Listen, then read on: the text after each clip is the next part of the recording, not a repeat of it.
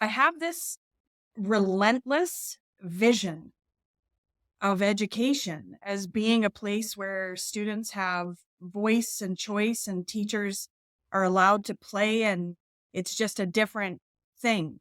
And I've never ever let go of that vision. And I think that anytime I talk about assessment, it's towards that vision. It's always like, how might we use something in a powerful way to inform choices for kids and Hmm. adults? It's just that sort of relentless vision that I've never ever dropped. It's what I focus on every single time I head out into a crowd.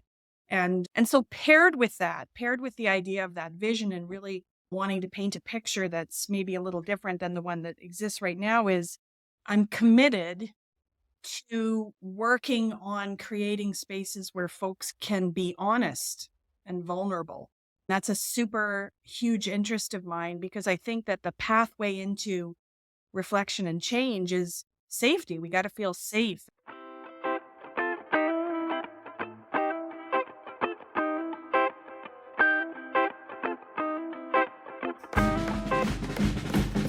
I've always been proud to be from Canada, especially as we're talking about education. This whole podcast revolves around the celebration of Canadian educators. I'm very proud when I go to the US, other countries, to be able to say I'm from Canada. I'm also very proud within Canada to say I'm from Saskatchewan for a lot of reasons, and also for the specific reason of some of the things that some of the people I know within the education circles. Now, that said, I have not done a very good job on this show of highlighting those Saskatchewan educators, and partly because my own experience over the past 15 or so years since I've left the school division is that I've not done a lot of work here in the province.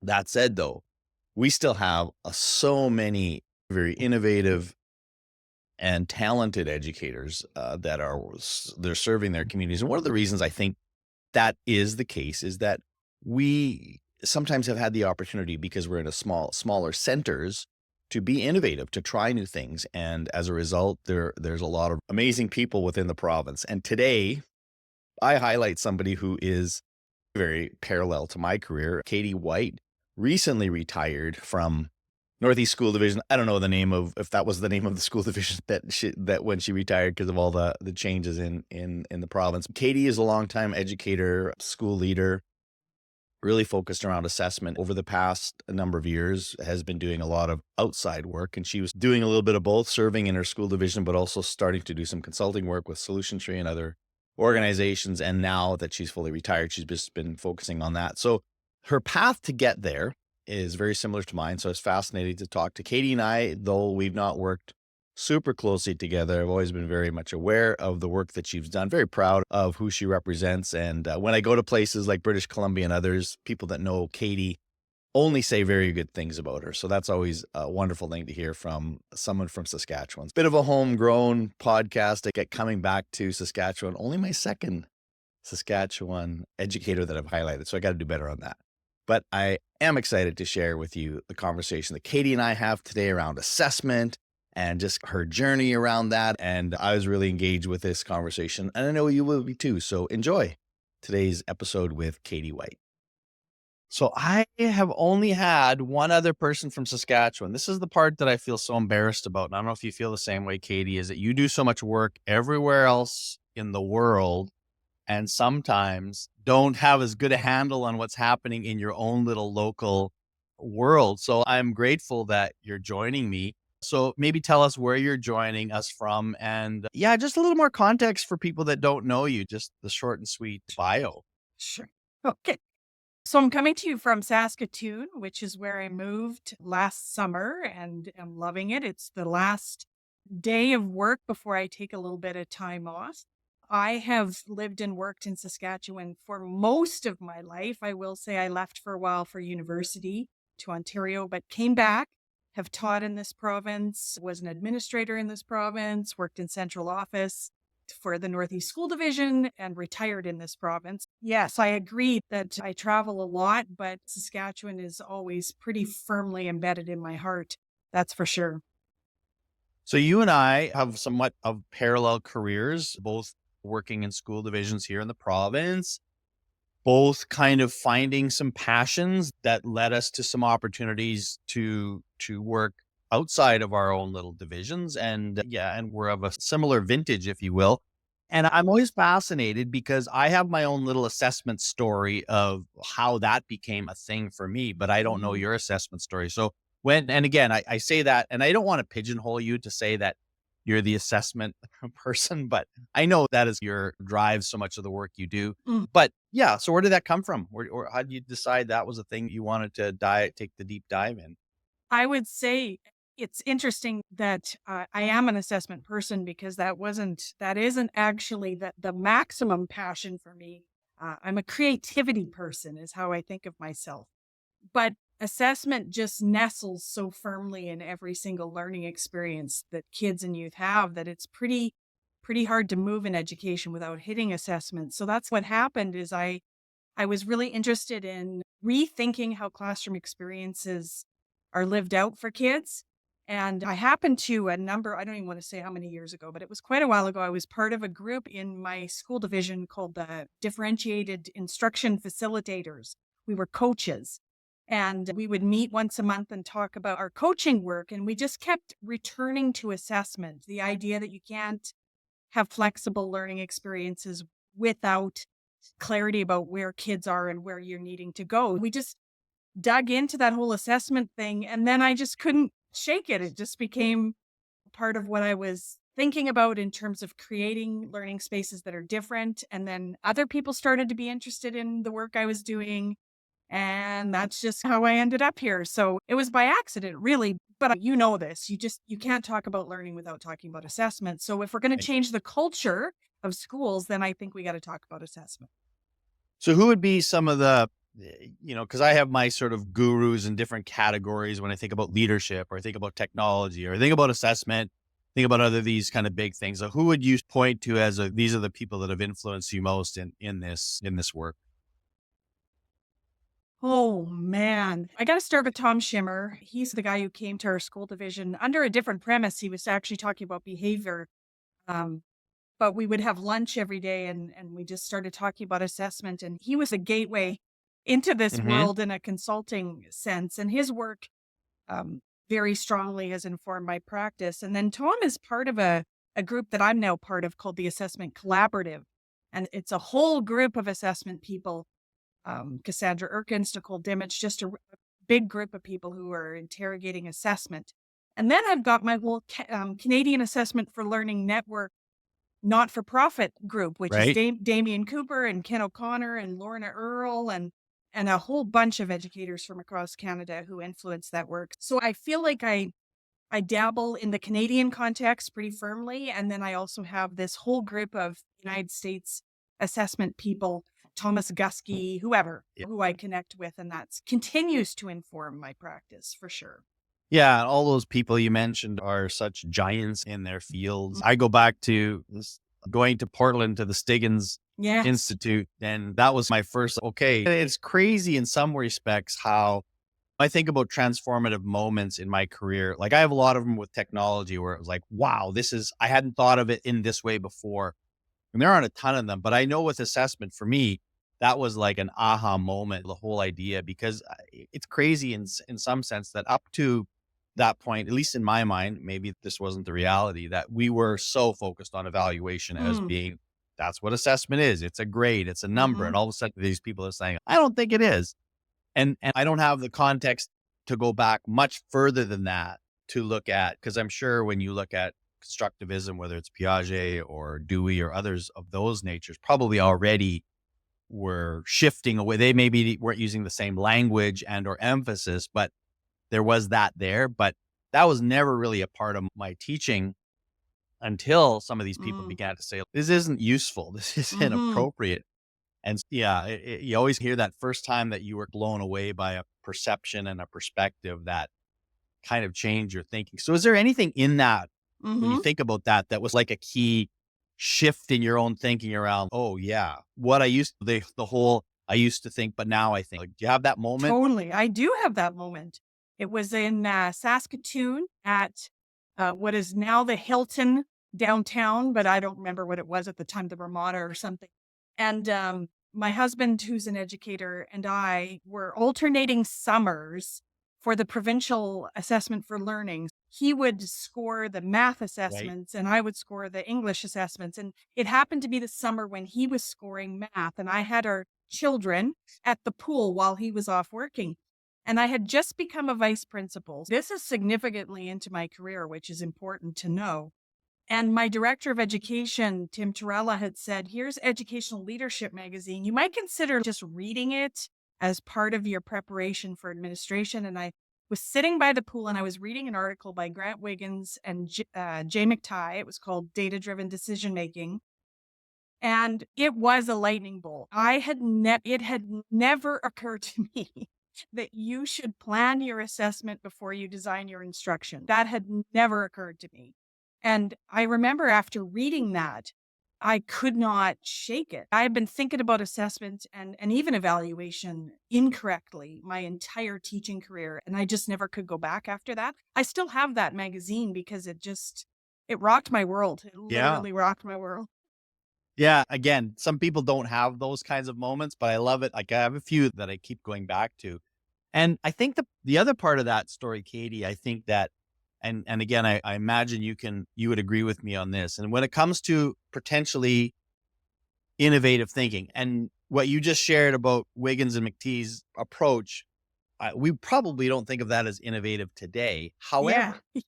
However, how often are we surprised by the fact that there are still teachers for whom that is a very Mhm. revolutionary idea, and not from a they're dumb or No. because like you had the luxury, the opportunity to read about it, to invest some time into it, and I've had the same privilege. And I look at teachers who are just like from day to day, like they're just trying to get by. Like they're Mhm. getting up in the morning, they're dealing with their kids, they're dealing with everything. So to have these, even just an opportunity to reflect and think about something they hadn't thought about before is that doesn't happen as often as it should. Mhm. And so I'm sure that in your experience, you're still every once in a while blowing somebody's mind I hope so. with an idea that you've been sitting on and with for a couple of decades already. I'm sure that rings true.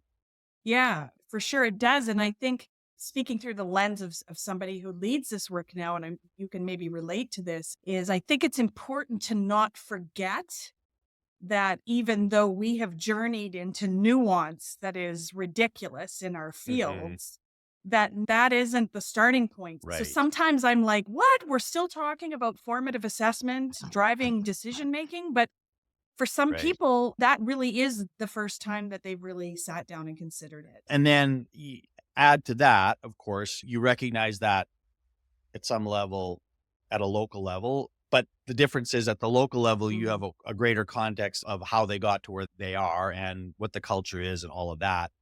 Now you start as your careers evolve to moving beyond the school division that you're working in, the province, the country, and then expanding that particularly into the US. And you begin to see the even greater range of understanding and experiences in this field.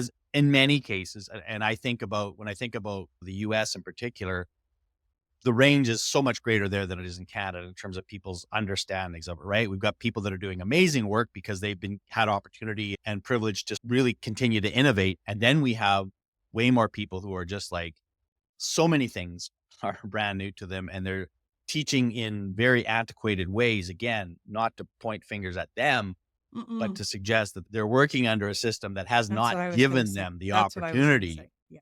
It's very much to learn about these things. systemic. Even if they wanted to be innovative, they do not have systems that support that. And so recognizing that is a true and legitimate barrier for some folks in advancing their work in any of the fields that we're talking Right. about. It's really tough. Yeah, and that's been the privilege that both you and I have had in seeing how different systems and organizations and countries and states and provinces work. And I find that super fascinating and Mhm. interesting and Mm. trying to adapt to that. But let me pull back a little bit to Sure. ask, how did you go from, okay, this is a really wild idea and I'm going to, work as a principal and as a consultant in my division to now going all over the world spreading the news and like how did that happen? I ask myself that every day. Literally don't know how it happened. Oh, okay. So here's a few things, but there maybe it's the answer you want or not. I'm not sure. But I feel like part of it is that I have never been afraid to ideate, just mess around, wonder. And for a long time I had the privilege of being embedded in a system where I could safely try out ideas with students and with teachers. And so I think it's one of the signature things about my style is I'm very interested in the mess of it all. I want to know how to, if I'm going to talk about something, I have to have tried it and done it. So that's partially it. And then I also just took on any time an opportunity presented itself to talk with people outside my context, I took it, whether it was the SDF presenting things or doing the early childhood conferences or just I just took anything that happened. And eventually, when I got into a leadership role in the Northeast, I started working on the provincial assessment initiatives and facilitating those groups. And so I think it's just almost, I don't say this with relish because there's obviously two sides to everything, but there is a fearlessness that I think you have to get to try different things and to fail and to be in a place that feels a little higher stakes. And then I have to mention connecting, like social media. I'll just, if it wasn't for the old Twitter, Yeah, which is gone, I don't know that I would have made all it just flattened the hierarchy of being able to absolutely. talk to folks. And when Twitter was at its best and we were engaging in chats and back channels and all of those beautiful things, I just connected with a lot of people who I'm still really good friends with. And that was helpful as well. Yeah, and again, I'm seeing so many parallels to my own experience as well. For me, a big fearlessness was me. I had never thought about that, and maybe that's not my character. Maybe that is, I don't know, but it was more just I was just really excited about these ideas and I really wanted to tell people like here's some really neat things you can do. Have you thought about this? And yeah, I got the chance to try that out. And so like I knew it worked and then I would a lot of the stuff I was doing in my own personal life and so I was excited about it. And then yeah, as you say, we lived in this bubble. It's almost like people talking about the good old days of growing I up in the know. 60s and 70s, right? Is this bubble of time that maybe we'll never have. And with social media, there Hmm. was this bubble of time that maybe we'll never have again where nobody cared how many followers you had. It was a good idea was a good idea. An interesting person was an interesting person and Yeah. you didn't care about the context and you only found that out, I don't know, days, months later that, oh, this person is from Saskatchewan and where's Hmm. Saskatchewan and it, all of that. So I think that's really rings true in my experience as well to move forward with that. But yeah, you got opportunities then. And I don't remember the sequence of it with your work with Solution Tree. Did you start with by writing or was it something that occurred simultaneously in terms of the opportunities to do the professional learning side of things? I did it backwards to how most people do it, I have been told since then. I auditioned, and that is the word I will use, for Solution Tree at the recommendation of Tom Schimmer.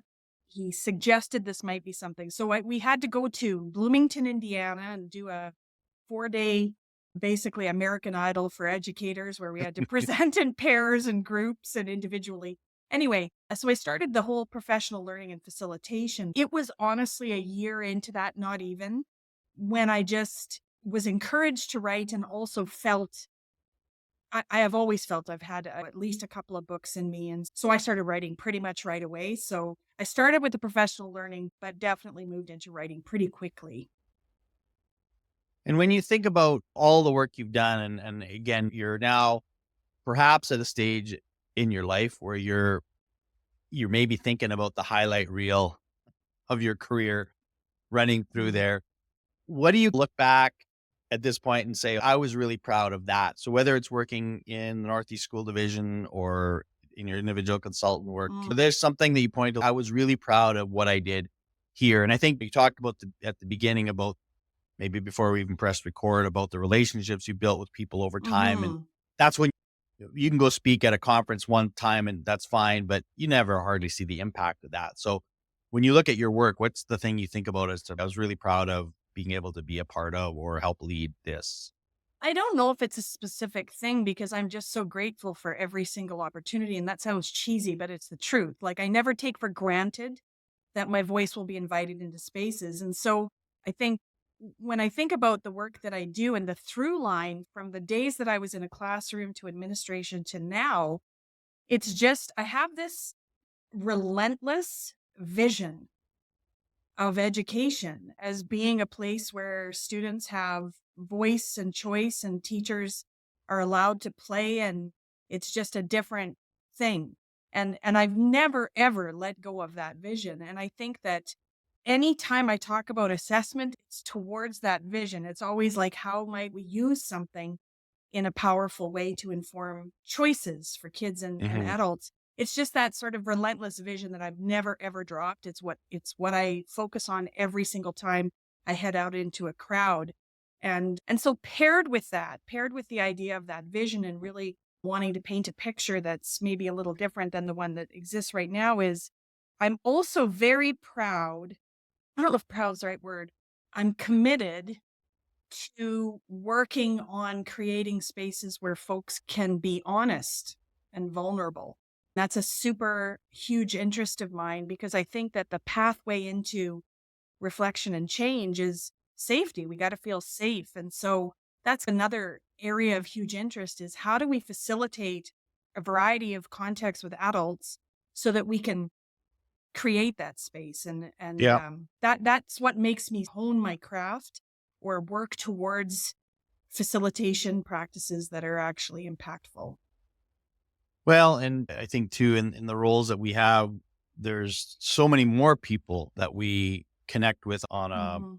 a daily, or our work is more than when you're in a classroom and you have an intense experience with a handful of humans. Mhm. It's you forget the somebody, and every once in a while you probably get a note from somebody saying, "Hey, this has really changed," but we don't always aren't always able to track all the impact. And I'm Mhm. always, it's a beautiful reminder when someone said, "Hey, you came and worked with us 2 years ago. I'm still doing the thing you shared 2 years ago." And Yeah. that's when you feel like, okay, I guess what I do does matter once in a while. Part of the show is we talk about leadership as Mhm. well. So I'm wondering if have a leadership challenge that you think about in the past as something like that was difficult. And some people share stories of things that they didn't really, doesn't have a happy ending necessarily, but it was something that they think about that taught them. Or maybe there's one that you was like, yeah, I was a tough one, but I was able to work through and overcome. Do you have a leadership challenge you could share? I feel like it's all challenging. It's all challenging. Yeah, just leading is tough because you want change to occur as a result of some internal work by people. Right? I've led things by mandating them, certainly. When I was a principal, I got to call the shots, but I'm not really that interested in that kind of leadership. And so when I think about leadership challenge, I guess I go back to that notion of creating a space or a community where folks want to interrogate their practice and maybe talk about how it could change. And I honestly, Dean, I feel that challenge every single time I go into a group. That's the question. Before I meet them, the question is, how can I facilitate conversation today that will lead to reflection and change? And it's a different challenge every time with every group and the Yeah. size of the group. For sure. And I don't know if you've encountered groups of people who are very resistant to your message. Didn't ask to be there, or there because they were required. And so that's a real heavy lift. So again, it's the question I always ask is, how can this be about more than just sharing information? How can Right. I invite folks into reflection? What's that going to look and sound like? And so like when I think about leadership, I lean and the work that I do and the things that I think about, I'm always thinking about facilitating conversation. That's literally, I feel like that's been my leadership work since I first became a vice principal. Like, Mhm. how do we do that? And in that context too, the challenge that you and I often face is that in the end, it always comes down to relationships. But when you're Hmm. coming into someplace new, you don't have a lot of time to build a Right. relationship. So how do you, in a amount of time, depending on what you have, how do you garner some level of trust and curiosity so that even if those who are there saying, this is not my thing and I don't buy into this, okay, but how might you think about this differently? So Hmm. that is a challenge, is how do you do that very quickly? And sometimes that's that you can be successful in that and win people over quicker than other times, but I'm sure there's lots of times where, yeah, it just I wasn't able, I know that in my own work, because I just Mhm. wasn't able. I know there's a group of folks here that it didn't land for them. And part of it, you also have to realize that you can't be everything for everybody all the Right. time. As much as we all want to be liked by everybody and valued by everybody, that's not how humans are. Mhm. So you have to be able to go with that too and know that. And I think where that becomes a challenge is it contrasts with what we think about assessment in classrooms, like the whole idea that all means all and that we want to create equity and opportunities for everybody.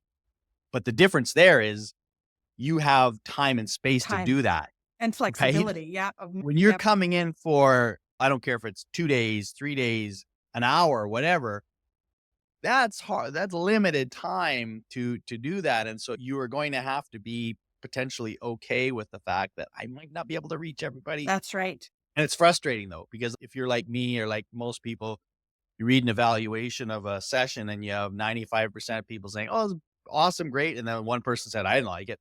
And you're like, "What did I I do know. wrong?" I know. I know. That is a very challenging aspect of the work is, and also we seek feedback. And so you get, you know, I used to ask for feedback from my students like once a month, but Yeah. when you're presenting Yeah. in front of crowds, there's often feedback from everybody after an hour. So you're going to hear it. Right.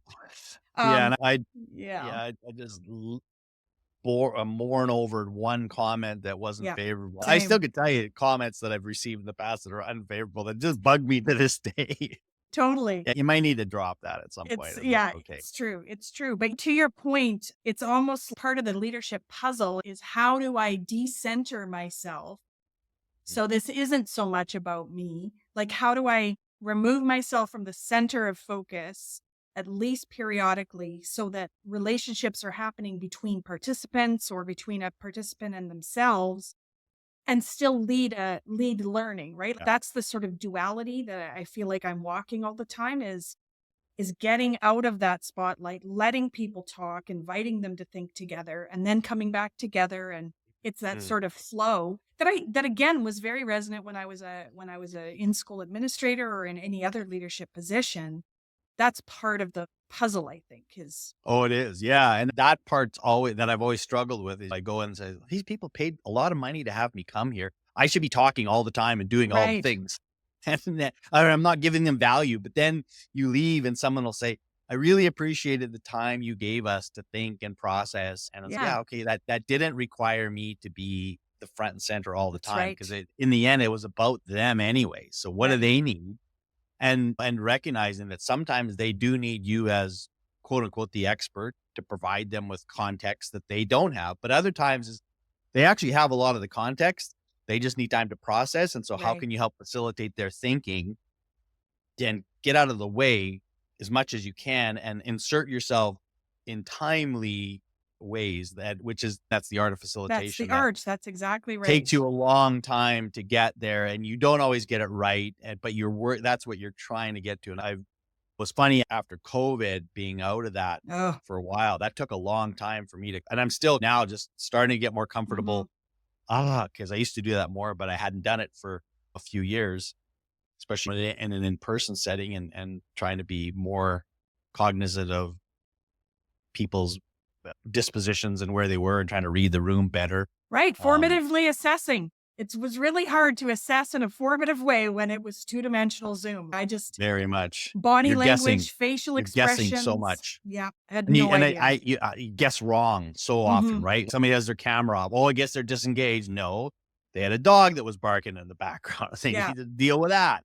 Had nothing to do exactly. with you. And I think that's the other thing that I learned even when I taught elementary school is it's not always about you. When a 8-year-old yells at you, Yeah, says they hate you, it's not always about you. that's right. That's And right. so Or an 18-year-old. or an 18-year-old. Yeah, that's right. It's not always about you. That's right. Um, That's so right. I don't know if you feel this way, but I kind of sense that we're in a bit of a crisis of leadership right now, that we are lacking Mhm, as great leaders. mhm. And so when you look back at your own self now and then think about young teachers in particular who you might either identify as this person has some skills that I would love them to pursue and or come to you and say, I think I'm interested. I love what you do.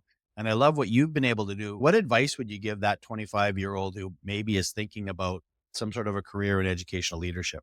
That's a fantastic question because you're right. We do need to make leadership more appealing. Wow. It just isn't that appealing to folks either, which is challenging because it's like my favorite thing, but I understand why we're at this place. Hmm? I would say to a new teacher, I'd say, spend a goodly amount of time listening and watching and asking and seeking. Really connect with colleagues, gather information, be observant, right? Because there's so much, I think, when you get to the point when you're actually leading, being able to draw from a variety of stories and experiences is a really powerful way to move folks. So you need to live the experiences, collect them, document them. I think that's a really important thing that's helpful later. And the other thing that I'll tell you a little story that impacted me around this is when I was at that solution tree audition, which was incredibly intimidating, very intimidating. I remember I was standing at the back of the room on day 2 with a woman who I had only just met. And I just whispered to her, I don't think I belong here. Like, I'm just a girl from Saskatchewan. What am I doing at this event? And she said, you need to find your voice. You need to figure out who you are and how you say things and what you stand for. And she said, Katie, 150 people walked into this room a day ago, and it was your face that looked the friendliest to me. She said, I think that your voice connects to your approachability. And that conversation profoundly impacted me Mm, because I can't be a leader like other people lead. I can't be a presenter like other people present. I'm not as polished. There's all kinds of things that I can chalk up to reasons why I shouldn't be doing this. But at the end of the day, I do have something. And I think my thing is approachability that I have been able to nurture. And so I would say to young people, like, figure out who you are and what you have to offer and don't compare yourself to other people because the world doesn't need other people. They need us as individuals. And just lean into that. Take chances in the mhm. area where you think you can do it. Stay connected and be okay with being different Yeah. because that's what we need is different leadership, not more of this. I love that. And it reminds me of the book by Marcus Buckingham called The Nine Lies About Work. Chapter Ooh. 9, chapter 9 is called Leadership is a Thing, which is a lie. And it's a lie from the perspective of you can't, like, you might say, what makes a good leader? And you'll list all the traits. Well, that's a Mhm. leader that you like. But the truth is, exactly what you're saying, there are leaders that that are not the same, and they have all different kind of things that make them leaders. And really, the book basically says that the only true measure of leadership is followership. That's the only Yeah. thing that matters. That's all that matters. You can be quiet, you can be loud, you can be charismatic, you can be reserved, you can be whatever. Mhm. And in fact, we might even say, because I know that in education, people talk about empathy and care. Sure. But I'm sure there's other contexts. It's hard to imagine being not empathetic in leadership in education. However, I'm sure you can think of examples of people that was a hard thing for them. That wasn't their natural disposition, but they had other traits, right? That Right. that make you say, "I this person's a little rough. They don't seem to always get me, but I still think they're really intentional with their leadership, and They're they give us great." organized and they're Yeah, totally. and I think the other part of that too that I think is important that you said is just the idea of authenticity. Like, Mhm. you're never gonna figure this out if you're trying to be somebody else. That, like, you got to figure out who you are and lean into your strengths. Just Mhm. lean into and I would that advice I would probably give to teachers, anybody. It doesn't matter if you're thinking about leadership specifically. Is how do you bring your authentic self to we want kids to do that. That's what we're asking Mhm. kids to do, is like trying to create space for kids to be their authentic self and leaning into the things that you care about. So I love that advice. I think that's one of the best bits that I've heard on the show so far. Okay. Yay. 500 points. Question before we hit the home stretch with some quick hitters here. And this is one people, they don't like this question because it's hard, but I ask it anyways. I want you to name one person, not two, Oh, not dang it. 10, one. You get one person in education that you are grateful for. And again, this could be somebody that you worked with a long time ago. It could be somebody that, like, an unsung hero, somebody that maybe you've just recently had an interaction with this, so they're top of mind for you. So again, The premise is, yes, we know there are way more than one person. We know that you would love to talk about 100 people, but you're only going to get one today. And bonus, if they might actually listen to this podcast and hear their name, that would be a bonus. It doesn't have to be that, but Yeah, that's I don't think it's going to be that all because right. that this person has passed on. But what I was gonna say when I knew you were asking this question, I have to just say, I was gonna say students, like it's truly students who are the unsung heroes in my career. But I'll leave that because I Okay. know All that right. isn't the All right. intention. So here's the person. It's Okay. my dad. It's my dad. He was an educator for his entire career and much beloved. He passed away in 2012, but I still get literal cards and notes about the impact that my dad had Oh, on that's awesome. people. And I think that's not the reason why I love him. I think the reason why he's the compass for me is he always, I guess we would have called it servant leadership back in the day, but I think I don't totally agree with being a servant as a leader, but he just had this idea that people should feel better after talking to you than they did before. Yeah. And that was how he carried himself in his communication. And it has, I am quite sure, shaped me phenomenally in how I deal with people. It just is Mhm. relationship is my reason. Yeah. And he modeled that in a tremendous way. So he's the guy.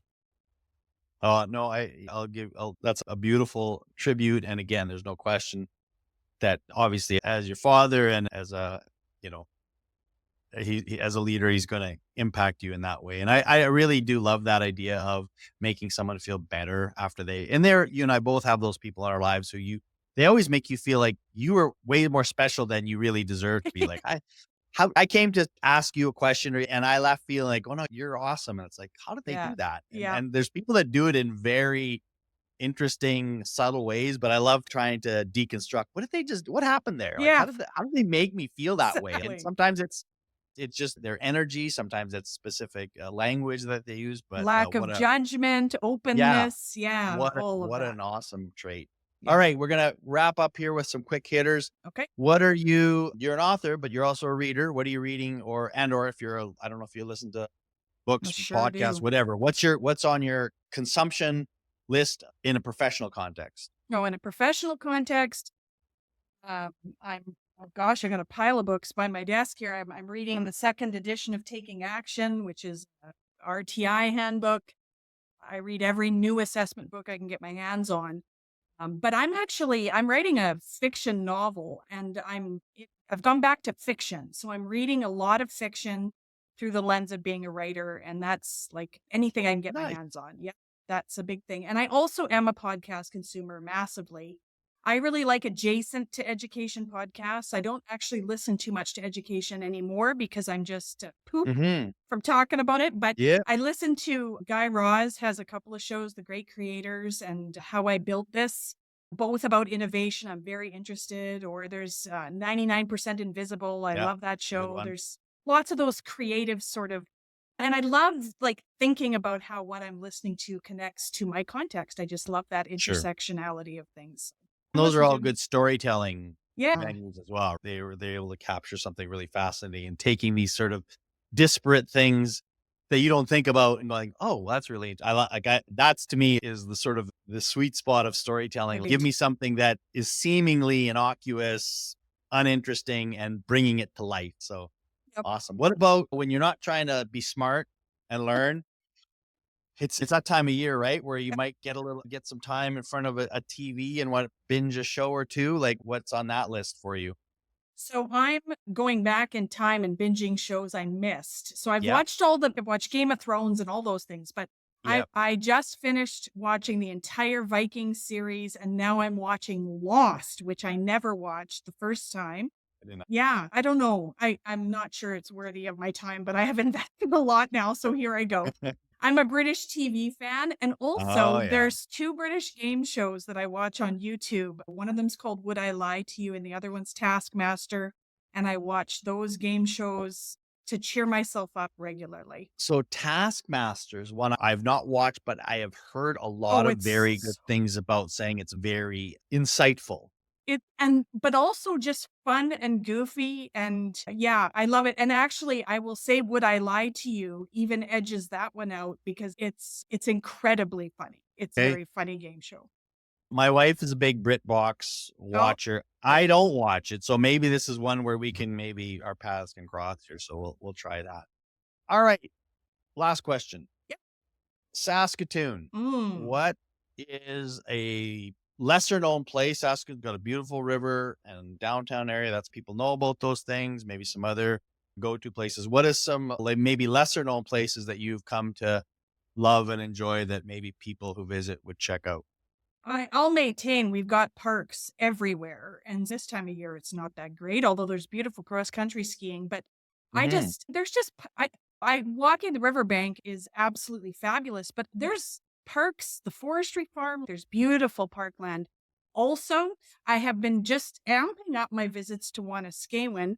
I went a while ago, enjoyed it. It's changed massively, and I'm refreshing my connection to that place. It's absolutely wonderful. And I will say, just a plug for food, a former student is the chef at Calories and Peak. She owns two places. Peak is her new coffee shop sort of restaurant. So those are my favorite places to eat, along with Hearth, which you can find at the Reme Modern. So I those are don't my know. places. Yeah, and I was trying to think like when I went to school at the U of S at that time, I always felt they said that Saskatoon had the most restaurants per capita in Canada. Yeah, I had heard that too. I I heard don't know if that that's too. just a thing or if that's true, but yeah, lots of good eating places there. So many good eating places. Thank you, Katie. This was a delight to catch up and get a little Thanks. bit more context behind your story. And again, as I said, I think you and I have lots of parallels and things that we can connect with. So what I hope is that people not only enjoy this episode, but that you and I can continue to stay connected and Yeah. moving forward. I enjoy any time we can connect, whether it's virtually or conversation. So thanks for Yeah. even inviting me. I really Oh, appreciate it's it. awesome. All right. Take good care. Thanks.